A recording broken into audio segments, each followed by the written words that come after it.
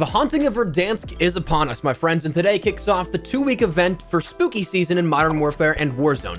There's a handful of really interesting things here to go over, and that's what we're going to be discussing here and breaking down today, letting you know everything you need to so you can jump into the event for yourself with all knowledge applied. As we go along, let me know your thoughts down below. Are you looking forward to anything in particular? Maybe the new Zombie Royale trios, which we'll get to in a second, but it's honestly a lot of fun.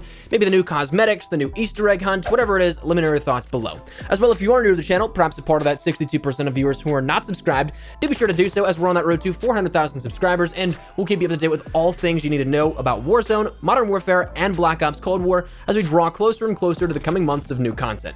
But anyways, let's jump into it. First things first, you'll probably be prompted with the Haunting of Verdansk loading screen here with this, which it may not be the same for you, but I know that whenever I was jumping on, it was right before the playlist update actually went live, so it actually gave a jump scare whenever it was introduced here onto the main menus. But this will tell you that it's live now through the 3rd, and we'll give you a basic rundown of everything that you can see here going along with it. But once you get past that, you can enter into either multiplayer, Warzone, or any other tile that you end up going into the subcategory of the game. And if it's MP or Warzone, you'll be met with the brand new loading screen in which it's got a little bit more Halloween theme-esque where your operator is running through a sort of graveyard. There'll be skeletons that poke up through the ground, some jack-o'-lanterns on some ledges and things like that, but that's some more minor stuff. But the bigger thing comes in the way of the new Halloween event tab, which again runs down basically everything you need to know. It'll be your sort of go-to for everything The Haunting of Verdansk. This details new exclusive bundles you can go into from there, the Zombies Night mode, how you get a free weapon charm just for playing during the event, and anything else you need here with that. It showcases the Trick or Treat event as well, in which you need to find crates through Verdansk, find a treat and collect them. Once you find all 16, you get that Growl blueprints, but of course beware that anytime you open those up, that is possible you could get a jump scare rather than the actual treat itself. Curiously enough, though, it also details that it ends on the evening going into the 3rd. Of course, that's kind of been the standard as for what we see for major title updates, but in terms of things that have just been playlist updates, like a playlist refresh that this was, that usually goes until 10 a.m. Pacific. So to see this now go overnight is interesting to me because that may point towards another title update on the 3rd, but that's another story for another day. After that, you can end up seeing that you, of course, have your changes in your MP and your Warzone playlist, as you do with every single week. This week, we end up seeing Ground War, Gunfight, Haunted House Party, and Onslaught are introduced here at this, with Ground War just being the traditional Ground War experience that we know. Gunfight, Haunted House Party, and Onslaught are various different modes that are Halloween themed here at this and offer up a new way to play the game. Definitely cool ones to jump into. I know that Onslaught is some pure chaos, and you may see some of the NVG maps come back again here within some of these. As for the Warzone side of things, this is where we end up seeing again some of the more marketed changes here with this. We end up having in the playlist update side of things, Battle Royale, your traditional solos, duos, trios, and quads, Plunder Blood Money, BR Trick or Trios, and Zombie Royale. Now, interestingly enough, we had this thought that maybe the nighttime map would be applied to all modes and kind of those LTMs would take the place of where different things are more important than others, but everybody be playing on the nighttime map.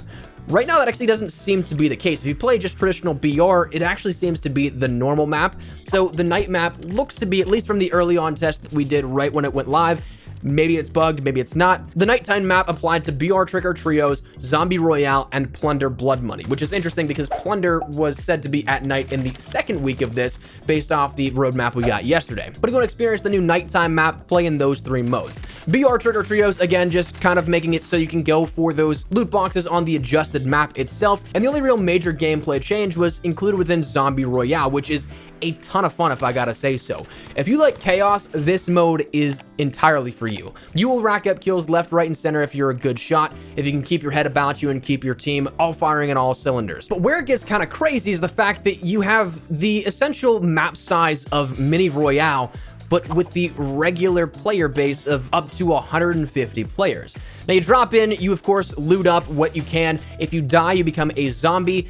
But the thing is that one, zombies only get 1 life at a time. You have to end up trying to get those syringes. You don't keep respawning if you're a zombie. If you die as a zombie, you're out. So that's something that kind of mitigates the spam of it, I guess, like we saw with Black Ops 4's event and the zombie theme we had there. But where it's interesting is that you can get kitted out very quickly, very fast. You kill a couple of players, you kill zombies, they drop cash in large amounts, and then you can end up getting your loadouts and everything like that. Of course, your objective is to be the final team standing with a player alive. You can have a player zombified and a player alive and still win, but you're of course going to be put through the ringer because there are so many people in such a small area of the zone at a time. Now, the cool thing is, again, if you end up getting a kill as a zombie, you end up getting those syringes, it can bring you back to life.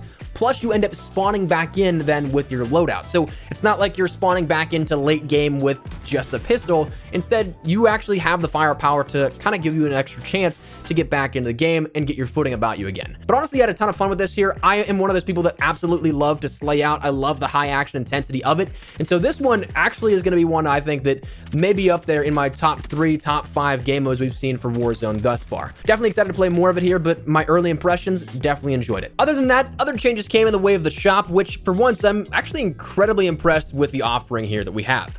We had all 3 Halloween bundles introduced today, actually, which I was kind of surprised. I thought we'd see Karlov introduced on Friday, but we have the Texas Chainsaw Massacre bundle, the Saw bundle, and again, my personal favorite of the Dr. Karlov Lives bundle.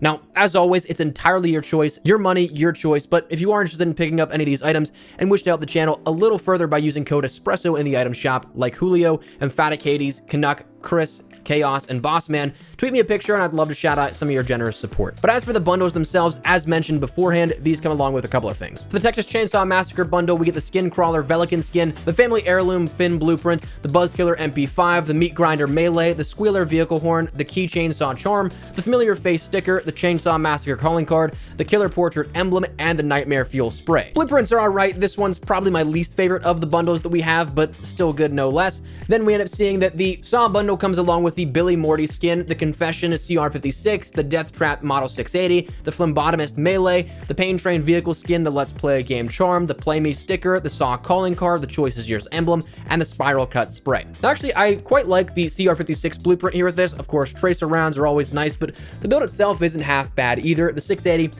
wouldn't really use all that much. But finally, the Dr. Karlov Lives bundle ends up coming along with the Dr. Karlov Bale skin, the Resonant AK-47 blueprint, the Flux MP7, the Thyristor Melee, the Capacitor Vehicle skin, the Tesla Coil charm, the Out of Mind sticker, the Alternating Current calling card, the Wardenclyffe emblem, and the Power Surge spray. All of these coming with Dismemberment and Tracer Fire, though, again, my personal favorite is that Arc Lightning with the Dr. Karlov's Live bundle, especially within the nighttime mode.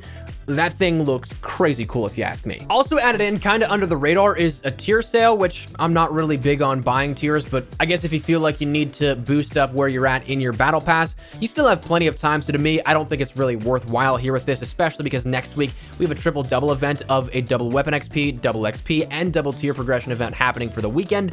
So this is there, but I also don't think it's really necessary to take part in. But again, as always, entirely up to you. But that's the update here that we had in a nutshell. Everything that really changed within this new Halloween event with the Haunting of Verdansk.